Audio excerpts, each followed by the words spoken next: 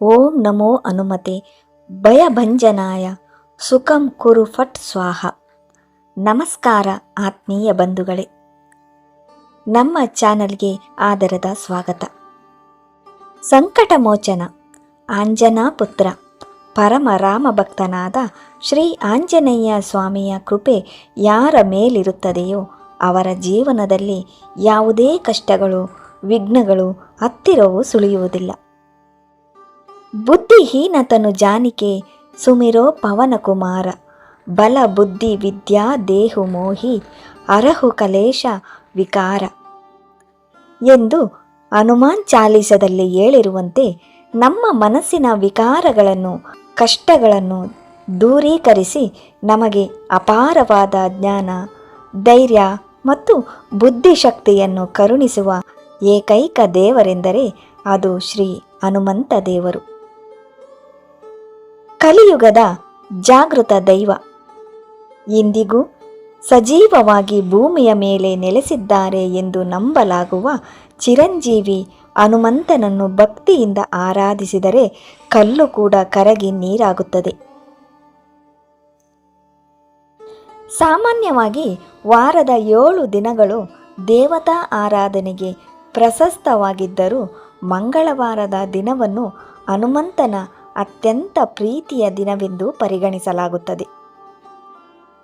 ಮಂಗಳವಾರದ ದಿನದಂದು ಯಾರು ನಿಷ್ಠೆಯಿಂದ, ಭಕ್ತಿಯಿಂದ ಆಂಜನೇಯ ಸ್ವಾಮಿಯನ್ನು ಪೂಜಿಸುತ್ತಾರೋ ಅವರ ಜಾತಕದಲ್ಲಿರುವ ಸಕಲ ದೋಷಗಳು ನಿವಾರಣೆಯಾಗಿ ಸುಖ, ಶಾಂತಿ, ನೆಮ್ಮದಿ ನೆಲೆಸುತ್ತದೆ ಎನ್ನುವುದು ಸನಾತನ ಧರ್ಮದ ನಂಬಿಕೆ. ಆದರೆ ಬಂಧುಗಳೇ, ಜ್ಯೋತಿಷ್ಯ ಶಾಸ್ತ್ರದ ಪ್ರಕಾರ ಈ ಮಂಗಳವಾರದ ದಿನದಂದು ಎಲ್ಲರೂ ಹನುಮಂತನನ್ನು ಪೂಜಿಸಿದರೂ ಸಹ 12 ರಾಶಿಗಳಲ್ಲಿ 5 ವಿಶೇಷ ರಾಶಿಗಳ ಮೇಲೆ ಬಜರಂಗ ಬಲಿಯ ಅತ್ಯಂತ ವಿಶೇಷವಾದ ಅಪಾರವಾದ ಕೃಪಾದೃಷ್ಟಿ ಇರುತ್ತದೆ. ಹೌದು ಬಂಧುಗಳೇ, ಈ 5 ರಾಶಿಯವರು ಮಂಗಳವಾರದ ದಿನದಂದು ಸಣ್ಣದೊಂದು ಹನುಮಂತನ ಪೂಜೆ ಅಥವಾ ಆರಾಧನೆ ಮಾಡಿದರೂ ಸಹ ಅವರ ಜೀವನದಲ್ಲಿ ಇದುವರೆಗೂ ಕಾಣದ ಅದ್ಭುತ ಪವಾಡಗಳು ಸೃಷ್ಟಿಯಾಗುತ್ತವೆ. ಇವರ ಸಕಲ ಕಷ್ಟಗಳು ಮಂಜಿನಂತೆ ಕರಗಿ ಹೋಗುತ್ತದೆ. ಹಾಗಾದರೆ ಆ ಅದೃಷ್ಟವಂತ 5 ರಾಶಿಗಳು ಯಾವುವು? ಮಂಗಳವಾರದ ದಿನದಂದು ಈ ರಾಶಿಯವರು ಹನುಮಂತನನ್ನು ಪೂಜಿಸುವುದರಿಂದ ಸಿಗುವ ನಿರ್ದಿಷ್ಟ ಫಲಗಳೇನು? ಈ ಪೂಜೆಯನ್ನು ಹೇಗೆ ಮಾಡಬೇಕು? ಶನಿದೋಷದಿಂದ ಮುಕ್ತಿ ಪಡೆಯುವುದು ಹೇಗೆ? ನಿಮ್ಮ ರಾಶಿಯು ಈ 5ರಲ್ಲಿ ಒಂದಾಗಿದೆಯೇ? ಇವೆಲ್ಲದರ ಸಂಪೂರ್ಣ ಸವಿಸ್ತಾರವಾದ ಮಾಹಿತಿಯನ್ನು ಇಂದಿನ ಈ ವಿಶೇಷ ವಿಡಿಯೋದಲ್ಲಿ ನಾವು ತಿಳಿದುಕೊಳ್ಳಲಿದ್ದೇವೆ. ವಿಡಿಯೋವನ್ನು ಎಲ್ಲೂ ಸ್ಕಿಪ್ ಮಾಡದೆ ಕೊನೆಯವರೆಗೂ ಅತ್ಯಂತ ಭಕ್ತಿಯಿಂದ ವೀಕ್ಷಿಸಿ. ವಿಡಿಯೋ ಆರಂಭಿಸುವ ಮುನ್ನ ಕಮೆಂಟ್ ಬಾಕ್ಸಿನಲ್ಲಿ ಜೈ ಶ್ರೀರಾಮ್, ಜೈ ಹನುಮಾನ್ ಎಂದು ಬರೆದು ನಿಮ್ಮ ಭಕ್ತಿಯನ್ನು ಸಮರ್ಪಿಸಿ. ಬಂಧುಗಳೇ, ನಾವು ರಾಶಿಗಳ ವಿವರಣೆಗೆ ಹೋಗುವ ಮುನ್ನ ಮಂಗಳವಾರದ ದಿನಕ್ಕೂ ಹನುಮಂತನಿಗೂ ಇರುವ ನಿಕಟ ಸಂಬಂಧವೇನು ಎಂಬುದನ್ನು ಅರ್ಥ ಮಾಡಿಕೊಳ್ಳುವುದು ಅತ್ಯಂತ ಅವಶ್ಯಕವಾಗಿದೆ. ಜ್ಯೋತಿಷ್ಯ ಶಾಸ್ತ್ರದಲ್ಲಿ ಮಂಗಳ ಗ್ರಹವನ್ನು ಭೂಮಿ ಪುತ್ರ ಹಾಗೂ ಉಗ್ರ ಗ್ರಹ ಎಂದು ಕರೆಯಲಾಗುತ್ತದೆ. ಮಂಗಳ ಗ್ರಹವು ಧೈರ್ಯ, ಶೌರ್ಯ, ರಕ್ತ, ಭೂಮಿ, ಸಾಹಸ ಮತ್ತು ನಾಯಕತ್ವದ ಸಂಕೇತವಾಗಿದೆ. ಆದರೆ ಜಾತಕದಲ್ಲಿ ಮಂಗಳನ ಸ್ಥಾನ ಸರಿ ಇಲ್ಲದಿದ್ದರೆ ಅದು ಕೋಪ, ಅಪಘಾತ, ಕಲಹ ಮತ್ತು ಸಾಲಬಾಧೆಯನ್ನು ತಂದೊಡ್ಡುತ್ತದೆ. ಹನುಮಂತನನ್ನು ಮಂಗಳ ಗ್ರಹದ ಅಧಿಪತಿ ಎಂದು ಪರಿಗಣಿಸಲಾಗುತ್ತದೆ. ಯಾರ ಜಾತಕದಲ್ಲಿ ಮಂಗಳ ದೋಷ ಅಥವಾ ಅಂಗಾರಕ ದೋಷವಿರುತ್ತದೆಯೋ ಅವರು ಮಂಗಳವಾರ ಹನುಮಂತನನ್ನು ಪೂಜಿಸುವುದರಿಂದ ಮಂಗಳನ ಉಗ್ರ ಕೋಪ ಶಾಂತವಾಗಿ ಶುಭ ಫಲಗಳು ಲಭಿಸುತ್ತವೆ. ಆಧ್ಯಾತ್ಮಿಕ ಹಿನ್ನೆಲೆಯ ಪ್ರಕಾರ ಹನುಮಂತನು ಜನಿಸಿದ್ದು ಮಂಗಳವಾರದ ದಿನದಂದು ಎನ್ನಲಾಗುತ್ತದೆ. ಹೀಗಾಗಿ ಈ ದಿನದಂದು ಉಪವಾಸ ವ್ರತ ಮಾಡಿ ಹನುಮಂತನಿಗೆ ಸಿಂಧೂರವನ್ನು ಹಚ್ಚಿ ಒಡೆಮಾಲೆ ಅಥವಾ ತುಳಸಿ ಮಾಲೆಯನ್ನು ಸಮರ್ಪಿಸುವುದರಿಂದ ನಕಾರಾತ್ಮಕ ಶಕ್ತಿಗಳು ದೂರವಾಗುತ್ತದೆ. ಯಾವ ಮನೆಯಲ್ಲಿ ಮಂಗಳವಾರದ ದಿನದಂದು ಹನುಮಾನ್ ಚಾಲೀಸವನ್ನು ಪಠಿಸಲಾಗುತ್ತದೆಯೋ ಆ ಮನೆಯ ಸುತ್ತಮುತ್ತ ಯಾವುದೇ ಭೂತ, ಪ್ರೇತ, ಪಿಶಾಚಿ ಅಥವಾ ದೃಷ್ಟಿ ದೋಷಗಳ ಪ್ರಭಾವ ಇರುವುದಿಲ್ಲ. ಈಗ ನಾವು ಆ ಹನುಮಂತನ ವಿಶೇಷ ಕೃಪೆಗೆ ಪಾತ್ರರಾಗಿರುವ 5 ರಾಶಿಗಳ ಬಗ್ಗೆ ಒಂದೊಂದಾಗಿ ಅತ್ಯಂತ ವಿಸ್ತಾರವಾಗಿ ತಿಳಿದುಕೊಳ್ಳುತ್ತಾ ಹೋಗೋಣ ಬನ್ನಿ. ಮೊದಲನೆಯ ರಾಶಿ ಮೇಷ. ರಾಶಿ ಚಕ್ರದ ಅತ್ಯಂತ ಮೊದಲನೇ ರಾಶಿ ಎಂದರೆ ಅದುವೇ ಮೇಷರಾಶಿ. ಮೇಷ ರಾಶಿಯ ಅಧಿಪತಿ ಸಾಕ್ಷಾತ್ ಮಂಗಳ ಗ್ರಹ. ಹನುಮಂತನಿಗೂ ಮಂಗಳನಿಗೂ ಇರುವ ಸಂಬಂಧದ ಕಾರಣದಿಂದಾಗಿ ಮೇಷರಾಶಿಯವರೆಂದರೆ ಹನುಮಂತನಿಗೆ ಅಪಾರ ಪ್ರೀತಿ. ಈ ರಾಶಿಯ ಜನರು ಸ್ವಭಾವತಃ ಅತ್ಯಂತ ಶಕ್ತಿಶಾಲಿಗಳು, ಉತ್ಸಾಹಿಗಳು ಮತ್ತು ಸಾಹಸ ಪ್ರವೃತ್ತಿಯವರಾಗಿರುತ್ತಾರೆ. ಆದರೆ ಇವರಲ್ಲಿರುವ ಅತಿ ದೊಡ್ಡ ಮೈನಸ್ ಪಾಯಿಂಟ್ ಎಂದರೆ ಅದು ಅತಿಯಾದ ಕೋಪ ಮತ್ತು ಅವಿವೇಕದ ನಿರ್ಧಾರಗಳು. ಮೇಷರಾಶಿಯವರು ಈ ಪೂಜೆಯನ್ನು ಮಾಡಬೇಕು.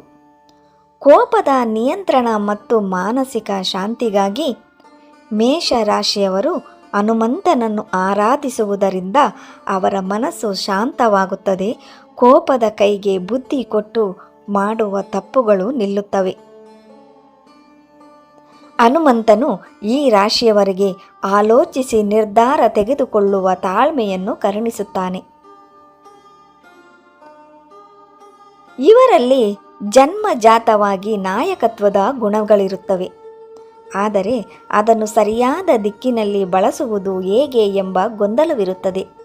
ಹನುಮಂತನ ಆರಾಧನೆಯಿಂದ ಇವರ ನಾಯಕತ್ವದ ಕೌಶಲ್ಯಗಳು ಅತ್ಯಂತ ಪ್ರಭಾವಶಾಲಿಯಾಗಿ ಮೂಡಿಬರುತ್ತದೆ.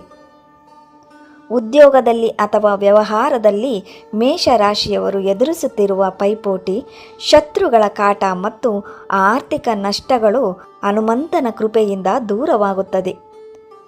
ಉನ್ನತ ಅಧಿಕಾರಿಗಳೊಂದಿಗೆ ಉತ್ತಮ ಬಾಂಧವ್ಯ ಏರ್ಪಟ್ಟು ಆದಾಯದ ಮೂಲಗಳು ಹೆಚ್ಚಾಗುತ್ತವೆ.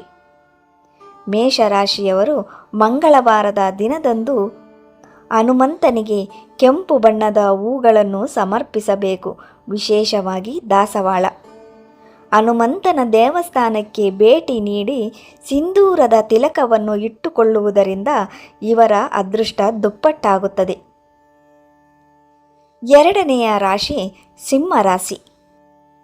ಜ್ಯೋತಿಷ್ಯ ಶಾಸ್ತ್ರದಲ್ಲಿ 12 ರಾಶಿಗಳಲ್ಲಿ ಅತ್ಯಂತ ಶಕ್ತಿಶಾಲಿ, ಗಂಭೀರ ಹಾಗೂ ರಾಜಗಾಂಭೀರ್ಯ ಹೊಂದಿರುವ ರಾಶಿ ಎಂದರೆ ಅದು ಸಿಂಹರಾಶಿ. ಸಿಂಹರಾಶಿಯ ಅಧಿಪತಿ ಸೂರ್ಯದೇವ. ಪುರಾಣಗಳ ಪ್ರಕಾರ ಬಾಲ ಹನುಮಂತನು ಸೂರ್ಯನನ್ನು ಹಣ್ಣು ಎಂದು ಭಾವಿಸಿ ನುಂಗಲು ಹೋದ ಕತೆ ನಮ್ಮೆಲ್ಲರಿಗೂ ತಿಳಿದಿದೆ. ತದನಂತರ ಹನುಮಂತನು ಸೂರ್ಯದೇವರನ್ನೇ ತನ್ನ ಗುರುವನ್ನಾಗಿ ಸ್ವೀಕರಿಸಿ ಅವರಿಂದಲೇ ಸಮಸ್ತ ವೇದಾಂತಗಳನ್ನು ಜ್ಞಾನವನ್ನು ಪಡೆದುಕೊಂಡನು. ಸೂರ್ಯದೇವನು ಹನುಮಂತನ ಗುರುವಾಗಿರುವುದರಿಂದ ಸೂರ್ಯನ ಆಧಿಪತ್ಯದ ಸಿಂಹರಾಶಿಯವರೆಂದರೆ ಆಂಜನೇಯನಿಗೆ ತಾಯಿ ಮಮತೆಯಂತಹ ಪ್ರೀತಿ ಇರುತ್ತದೆ.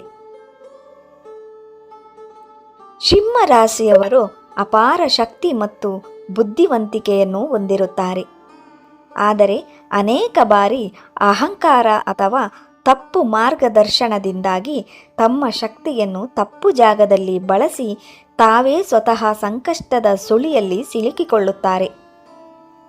ಮಂಗಳವಾರದ ಹನುಮದ್ ಪೂಜೆಯು ಇವರಲ್ಲಿ ಜೀವನದಲ್ಲಿ ಯಾವುದು ಸರಿ, ಯಾವುದು ತಪ್ಪು ಎಂಬ ಜ್ಞಾನವನ್ನು ನೀಡಿ ಸನ್ಮಾರ್ಗದಲ್ಲಿ ನಡೆಯಲು ಸಹಾಯ ಮಾಡುತ್ತದೆ.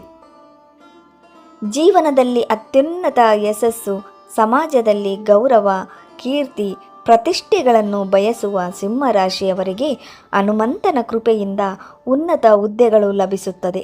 ರಾಜಕೀಯ, ಆಡಳಿತ ಅಥವಾ ಸ್ವಂತ ಉದ್ಯಮದವರೆಗೂ ಹನುಮಂತನ ಆಶೀರ್ವಾದ ಬೆನ್ನೆಲುಬಾಗಿ ನಿಲ್ಲುತ್ತದೆ. ಅತಿಯಾದ ಆತ್ಮವಿಶ್ವಾಸದಿಂದ ಉಂಟಾಗುವ ನಷ್ಟಗಳನ್ನು ತಡೆದು ನಮ್ರತೆಯಿಂದ ಹೇಗೆ ಯಶಸ್ಸು ಸಾಧಿಸಬೇಕು ಎಂಬುದನ್ನು ಹನುಮಂತನು ಈ ರಾಶಿಯವರಿಗೆ ಕಲಿಸಿಕೊಡುತ್ತಾನೆ.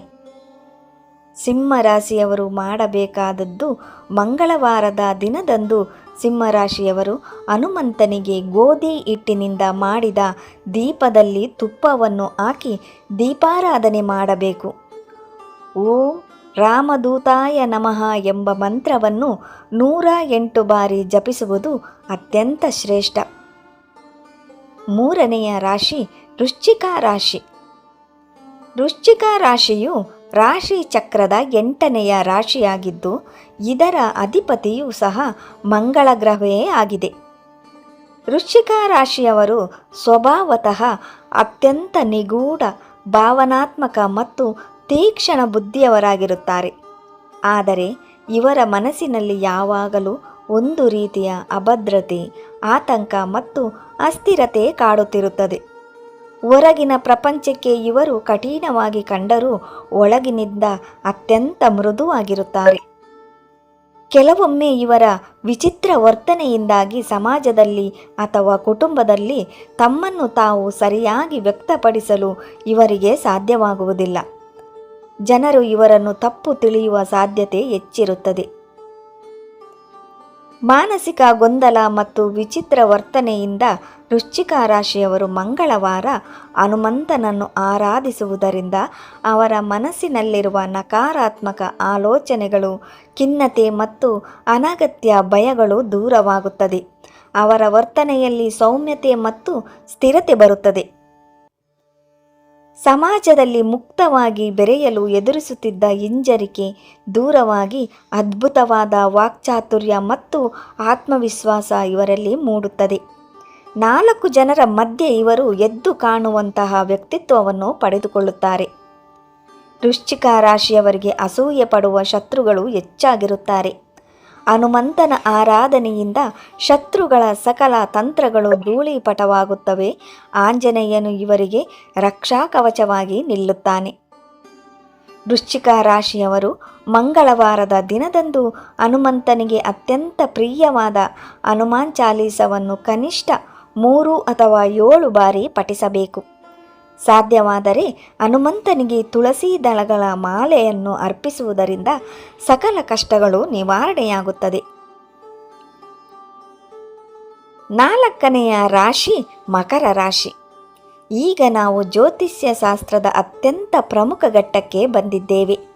ಮಕರ ರಾಶಿಯ ಅಧಿಪತಿ ಸಾಕ್ಷಾತ್ ನ್ಯಾಯ ದೇವತೆಯಾದ ಶನಿ ಮಹಾತ್ಮ.